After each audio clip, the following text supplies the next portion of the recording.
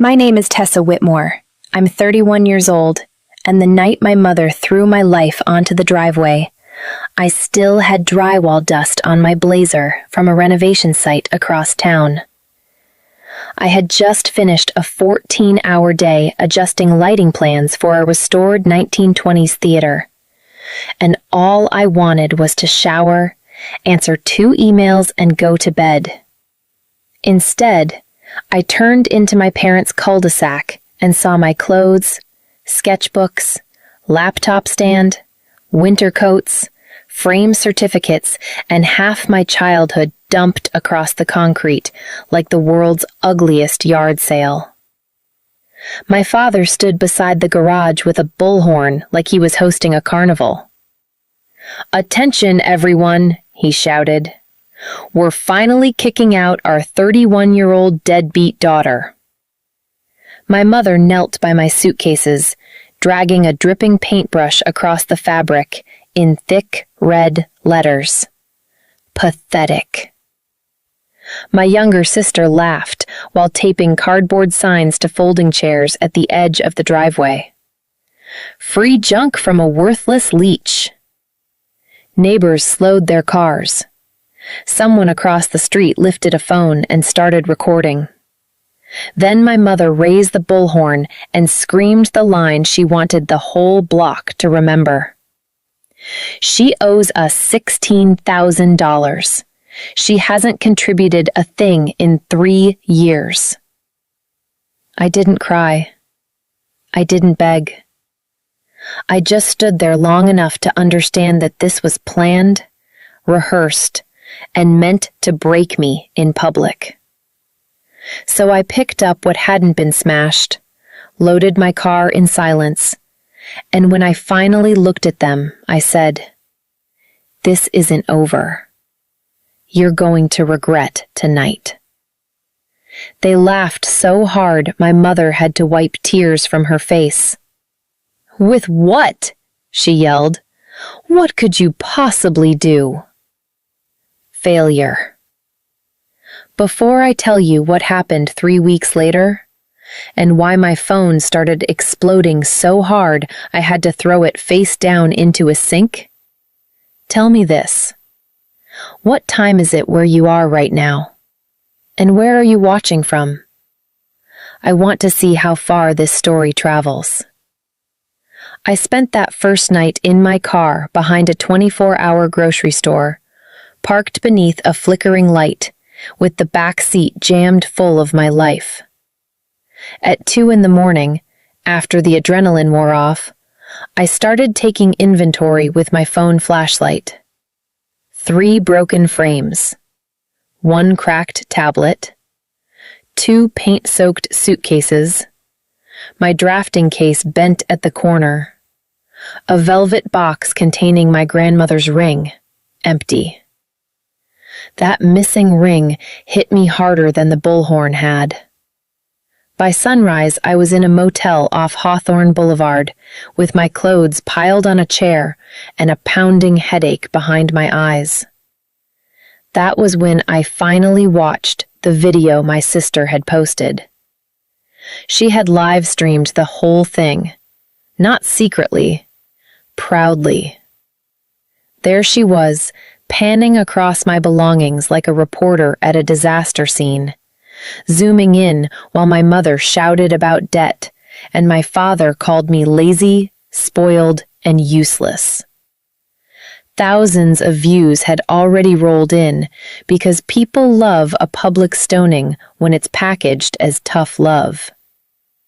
That morning, names finally stopped being Mom, Dad, and my sister in my head and became what they really were. Patricia Whitmore, Daniel Whitmore, and Kylie Whitmore. 3 people who knew exactly which wounds to cut because they had spent 31 years studying where I bruised easiest. The lie they told the neighborhood that I owed them $16,000 and had contributed nothing in 3 years was almost funny if it hadn't been so dangerous. I had paid more than that into the house. quietly because Patricia always framed her demands as family emergencies, the HVAC repair, property taxes, Kylie's tuition shortfall one semester, a temporary utility catch-up that somehow never ended. They said I was living there for free, but my checking account told a different story. I knew because I'm the kind of person who keeps spreadsheets for everything. Occupational hazard. When you spend your days calculating light angles, fixture loads, and restoration budgets, you get very good at saving receipts.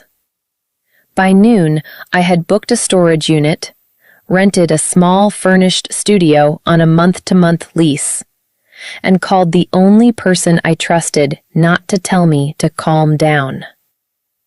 Naomi Mercer had been my closest friend since community college, long before I became a restoration lighting consultant, and long before she became a local senior field producer for a regional news station. She didn't ask whether I had somehow caused this. She listened to the video once, went silent for 5 seconds, and said, "Tessa, save everything. Posts, texts, bank transfers, every voicemail. Your family didn't just humiliate you, they built a record." She came over with cold brew, packing tape, and the first sentence that made me feel human again. "You are not crazy, and you are not the villain in their version." Then she added the part that changed everything. Also, Kylie's live stream captured more than they realize. Your mother admitted the exact amount on camera. If that number is fake, we can prove it. And if it's not, they may have to explain where your money actually went. That was the first moment the night stopped feeling like an ending and started feeling like evidence. 2 days later, Naomi walked me into the office of her older brother, Elias Mercer, a civil litigation attorney with the kind of calm voice that makes panicked people sit down before they fall over. His walls were lined with framed degrees and one ugly lamp that flickered every few minutes, which I noticed immediately because bad lighting has always bothered me more than it should. Elias watched the live stream, read the first stack of screenshots, then asked for my bank statements, transfer records, Venmo notes, and email history with my parents. I expected him to give me a dramatic speech about justice. Instead, he leaned back, folded his hands, and told me something much colder.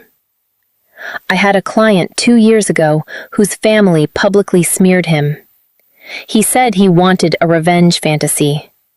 What he got was 6 months of legal bills and no satisfaction because he didn't have documentation. You do. That's the difference between pain and leverage. Then he started laying out facts I hadn't wanted to see. Patricia had repeatedly texted me requests marked urgent. Tax payment, insurance notice, mortgage shortage. Keep this between us. Don't upset your father. Daniel had emailed me scanned invoices and asked me to pay vendors directly because his account was temporarily locked. I had treated those messages like family duty. Elias treated them like a financial timeline. By the end of that first meeting, he highlighted 3 things that made my stomach drop. First, the $16,000. Patricia screamed into a bullhorn matched almost exactly what I had paid into the house over the past 36 months. Second, several county permit notifications for renovations at my parents' property had been sent to my email, not theirs. And 2 forms appeared to bear my electronic signature on projects I had never authorized. Third, The homeowner's insurance policy for the property listed me as a co-listent on an updated filing submitted 8 months earlier. I never signed it. I never consented to it. Elias slid the copies across the desk and said, "Tessa, this is no longer just about emotional abuse. This may involve fraud, misrepresentation, and defamation. But I need you to understand something before we move." I thought he was going to tell me it would be ugly. Instead, he said, "If I send letters, if we pull records, if we contact the bank, your family may lose access to money, credit, and maybe even that house. Once this starts, there's no pretending it was just a family disagreement. Are you ready for that?" It should have taken me longer to answer. They were still my family.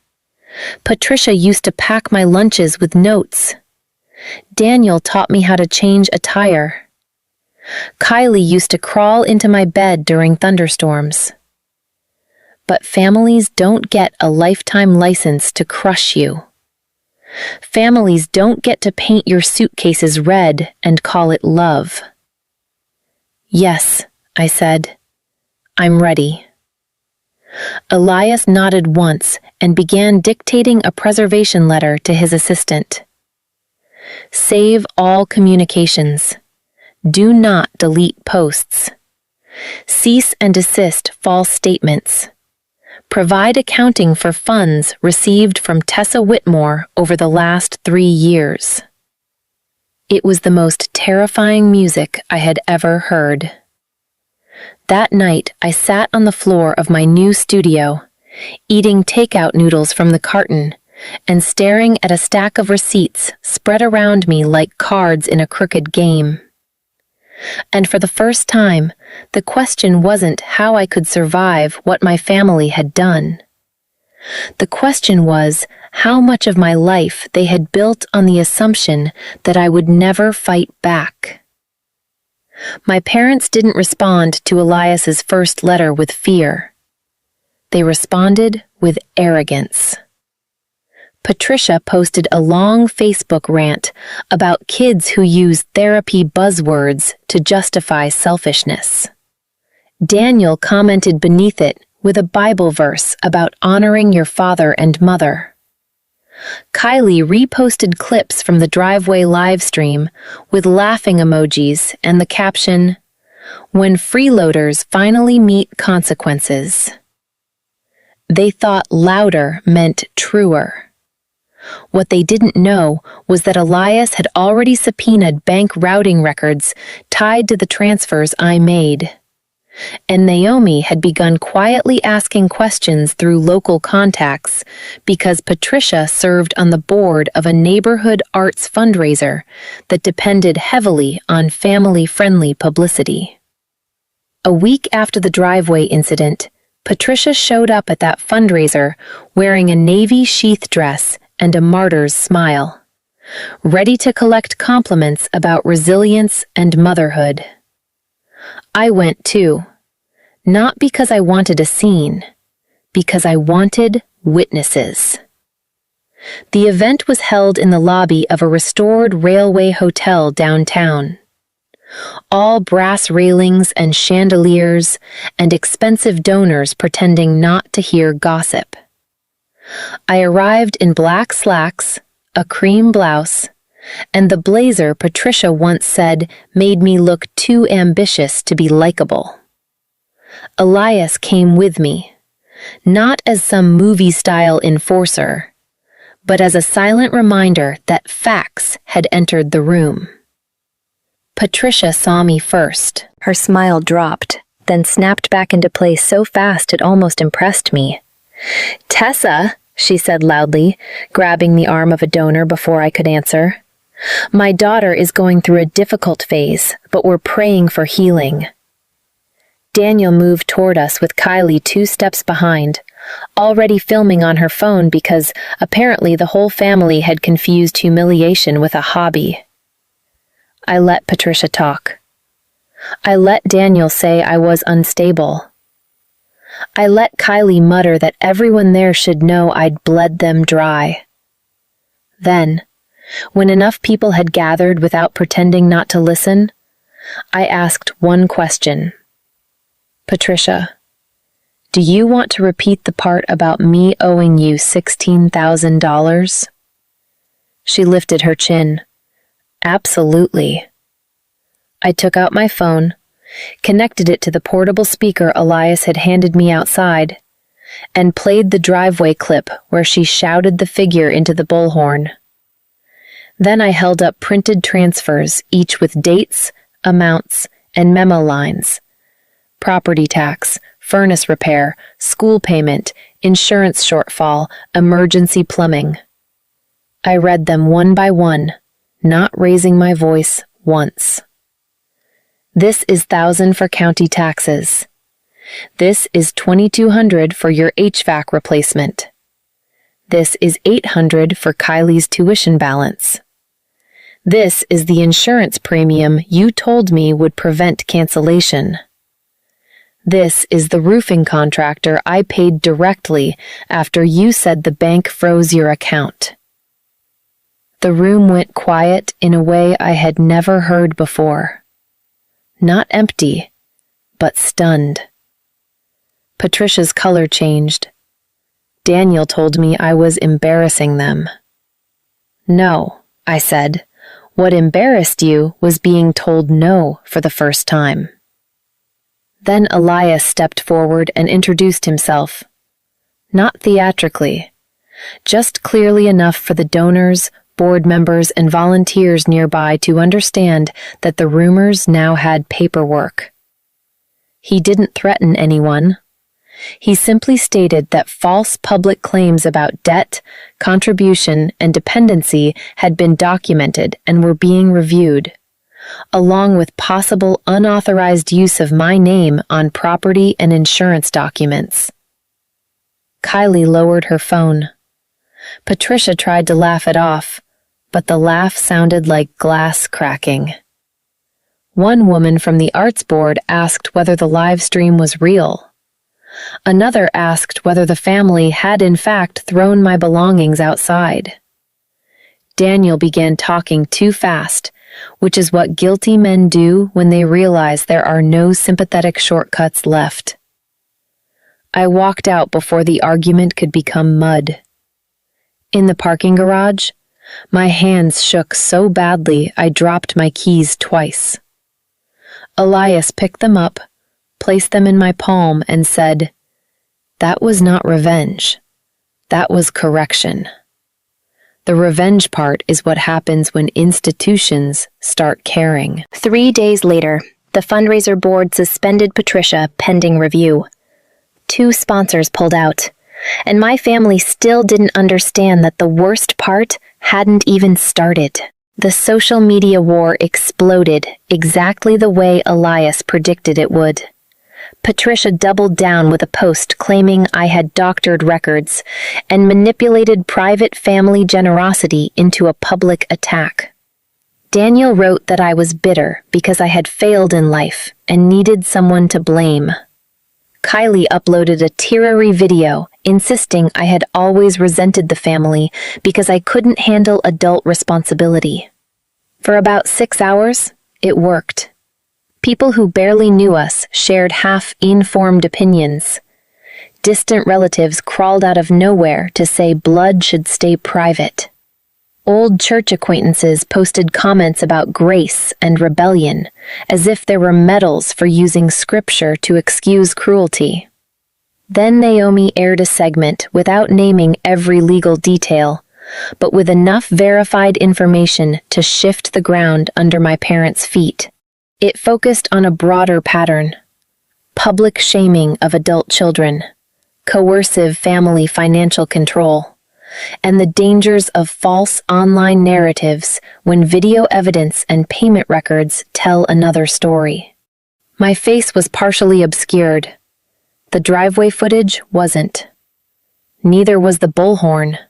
Neither were the signs. Neither was Kylie's own live stream chat, cheering while my thing sat in paint. Public sympathy swung so hard it almost gave me whiplash. People didn't need me to cry on camera. They just needed to see what Patricia and Daniel had done, with their whole chests and no shame. Once the story shifted, consequences started arriving like dominoes. The neighborhood arts board asked Patricia to resign permanently. The pediatric clinic where she worked front desk placed her on administrative leave after parents complained about her online conduct. Daniel's small residential millwork shop lost 2 pending contracts when clients emailed asking whether the man who screamed at his daughter through a bullhorn was the same man they wanted in their homes. Kylie's lifestyle influencer side hustle collapsed almost overnight when brands backed out and comments flooded with clips from the driveway. Meanwhile, Elias filed a formal demand for retraction, preservation of all digital material, and a full accounting of funds they claimed I owed. He also sent notices regarding possible identity misuse after we obtained copies of county submissions that appeared to contain my digital signature. My phone started filling with unknown numbers. Some were reporters fishing for quotes. Some were relatives who had ignored me for years but suddenly wanted both sides. Some were strangers calling me brave, which I didn't know how to carry because bravery sounded cleaner than what I actually felt. What I felt was tired, furious, vindicated, heartsick. Then came the first real crack in my sister. Kylie sent a message at 1:14 a.m. I didn't know Mom used your name on paperwork. I swear. She said you'd agreed. Please call me. I didn't respond. 15 minutes later came another. She says, if you just tell people this is a misunderstanding, all of this stops. That message told me everything I needed to know. They still thought my silence was the lever. They still believed I existed to clean up their mess. So, instead of calling Kylie, I sent Elias the screenshot. The next morning, he forwarded a county notice confirming an inquiry into discrepancies on permit applications tied to my parents' property improvements, a detached workshop conversion, electrical upgrades, and a back addition that had increased the home's appraisal. Improvements done while Daniel told me the house was barely staying afloat. Improvements filed using a name and email address that pointed right back to me. That same afternoon, the lender reviewing my parents' pending refinance suspended the application. Their access to quick cash vanished. The house that had served as Patricia's stage and Daniel's kingdom suddenly became a liability with paperwork attached. That was when the calls began changing tone. Not angry, panicked. Tessa, pick up. This has gone too far. The bank is asking questions.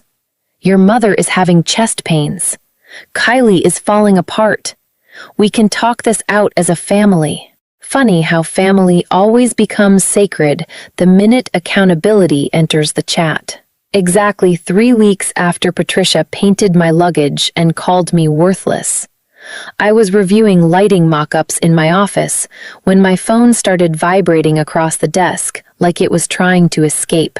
One call, then another, then 3 at once. Daniel, Patricia, Kylie, my Aunt Vivian, my cousin Marcus. An unknown number from the county office.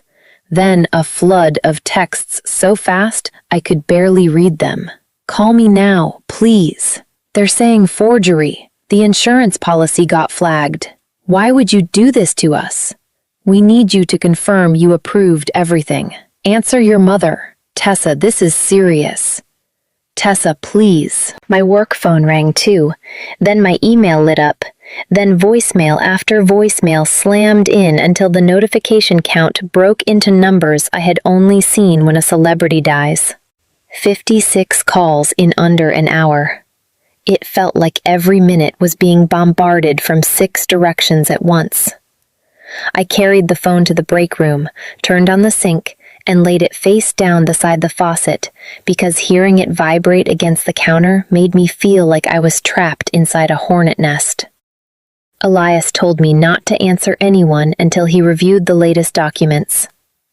When he called from his direct line, his voice was steady in that way lawyers use when something is either very bad or very good, depending on which side of the desk you're sitting on. "Tessa," he said, "the insurance carrier opened a fraud review because your parents tried to reference your colicant status during a claim-related update, and you disputed that status in writing.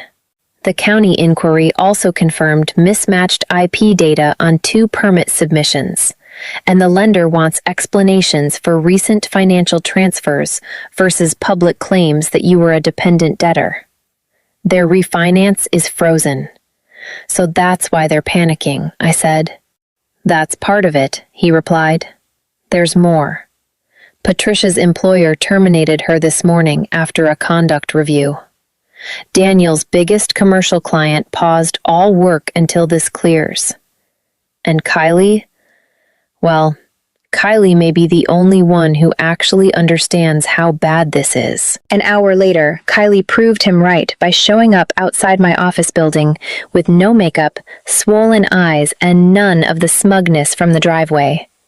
She looked younger than I had seen her in years, less like the family mascot, and more like a 25-year-old who had finally realized cruelty doesn't stay fun when it boomerangs. I met her downstairs in the lobby because I refused to let my chaos into the workplace I had fought to build. "I'm not here for Mom," she said before I even spoke. "I'm here because Dad keeps saying you can fix it if you just tell them you approved the insurance and permit stuff. Did you?" "No." Her face folded in on itself. Then Mom lied to all of us." "Kylie," I said quietly, "Mom didn't just lie. She used me, and you filmed it while she did." That landed. She sat down hard on the lobby bench and covered her mouth. Between tears, pieces finally came out. Patricia had been juggling bills for years and hiding notices from Daniel until they became emergencies. Daniel, desperate to keep up appearances, approved shady shortcuts whenever a bank form or contractor deadline got too close. Kylie had known about the live stream and the public shaming stunt, but not the paperwork in my name. She thought they were forcing me out to teach me responsibility. She really had believed their script. I should have felt satisfied. Instead, I felt tired in my bones. This is what toxic families do. They hand out roles until everyone forgets they're choosing them. The scapegoat, the hero mother, the loud father, the golden child, the peacemaker relative. Kylie wasn't innocent, but she also wasn't the architect. Patricia was. And Patricia finally called from a number I didn't recognize, leaving a voicemail so stripped of pride it almost sounded like a stranger. "Tessa, please. They're talking about charges. The house. We could lose the house. I know you're angry, but this is your family. Please call me before it goes any further." I listened to it once, then sent it to Elias. That evening, he proposed a final controlled meeting on neutral ground with all communications documented. Not for reconciliation, for terms. For the first time in my life, my family wanted something from me badly enough to hear the word no. We met in a conference room at Elias's office the next morning. No coffee shop audience, no fundraiser donors, no neighbors pretending not to stare. Just fluorescent lights, a legal pad, a tissue box nobody touched, and the kind of silence that forces people to meet the version of themselves they've been outrunning. Patricia looked 10 years older than she had on the driveway. Daniel's shoulders had collapsed inward, as if anger had been the only thing keeping his spine upright. Kylie sat at the far end of the table, wringing her hands and looking at me like she wasn't sure whether she was allowed to. Elias began by setting rules. One person speaks at a time. No shouting, no rewriting documented facts, and no direct communication with me outside council-approved channels unless I chose otherwise. Patricia cried before we got 5 minutes in. Not elegant tears, not manipulative sniffles. She sobbed like someone watching the floor drop out from under a life she thought appearances could always save. I was overwhelmed, she said. I was trying to hold everything together. I didn't mean for it to go this far. I looked at her and felt something colder than hate. Clarity. You bought red paint, I said. You found a bullhorn. You made signs. Kylie filmed it. Dad announced it to the neighborhood. That didn't go too far. That was the plan. Daniel tried to jump in with some speech about stress and pride and money pressure, but Elias stopped him and slid copies of the disputed forms across the table. Before this becomes emotional again, he said, we need to address the practical issue. Tessa did not authorize the use of her signature or status on these documents. She did not consent to being listed as co-locant on the updated insurance filing. She does not owe the $16,000 repeatedly claimed online and in public. In fact, available records show the opposite. Patricia whispered, "We'll pay it back." Elias answered for me. Repayment is one condition, not the only one. Then it was my turn. I had rehearsed something fierce and cinematic in my head the night before. But when the moment came, I didn't need theatrics. I needed precision. Here's what happens next, I said. You publish a full written retraction. Not vague, not spiritualized, specific. You admit that I contributed financially to the household. You admit I was publicly humiliated. You remove every post, video, and content attacking me. Kylie leaves the live stream down permanently and posts an apology of her own. Dad sends written notice to the clients he lied to if my name was ever mentioned. Mom, you repay every documented dollar on a schedule Elias approves. You do not contact my workplace. You do not show up at my home. You do not ask relatives to pressure me. If any of that happens, Elias proceeds without negotiation. Patricia stared at me like she had never seen me before. Maybe she hadn't. Maybe I had never let myself be this visible. Kylie started crying quietly and said, "I'll apologize. I will. I was awful to you." That part hurt more than I expected, because for 1 second, I saw the little girl who used to bring me popsicles on the porch in summer. You were, I said, and I'm not ready to make that easy for you. Daniel asked whether I was really willing to let the family fall apart over a misunderstanding. I almost laughed. No, I said, the family fell apart the night you made a show out of throwing me away. I'm just refusing to be buried under it. There's a moment when controlling people realize guilt no longer works, where you can physically see the strategy die in their eyes. Patricia reached that moment first. She stopped begging, stopped reframing, stopped calling me dramatic. She just looked tired and ashamed and smaller than the woman with the bullhorn. "What if we do all of it?" she asked. "What happens then?" I answered honestly, because lies had wrecked enough of my life already. "Then maybe one day I stop flinching when my phone rings. Maybe one day I remember you without hearing a crowd laugh. Maybe one day I decide whether there's anything left to rebuild. But it won't happen because you're my family. It'll happen only if you become safe."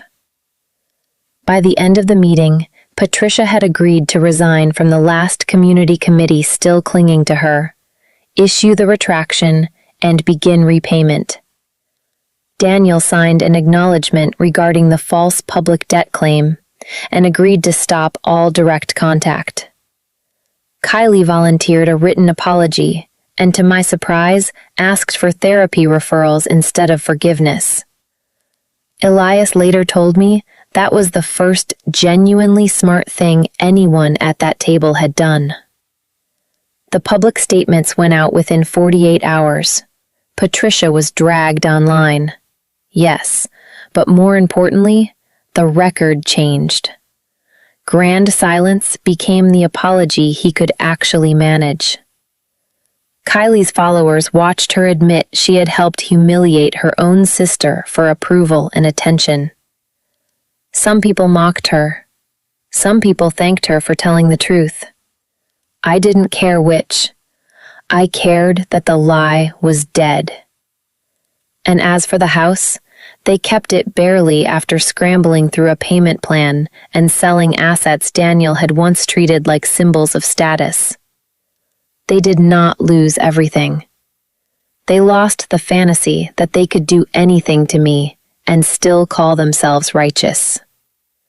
I moved into a sunlit apartment above a bookstore in Fairmont, filled it with warm lamps, clean lines, and exactly nothing that smelled like fear. A month later, I got promoted to lead designer on a theater restoration project. I had almost lost myself in the chaos of that family war. The night we tested the final lighting sequence, I stood alone in the balcony and watched a dark stage come alive under cues I had built myself. Soft amber on the proscenium, cool wash over the velvet curtains, gold blooming across plaster that had spent years cracked and ignored. It struck me then that restoration is not about pretending damage never happened. It's about refusing to let damage be the final design. That's what I did. I didn't destroy my family. I stopped volunteering to be destroyed by them. And the lesson cost more than I wanted it to. But I learned it all the same. Blood does not outrank self-respect. Sometimes choosing yourself is the only honest form of love left. Love for your future, your sanity, and the version of you that still deserves peace.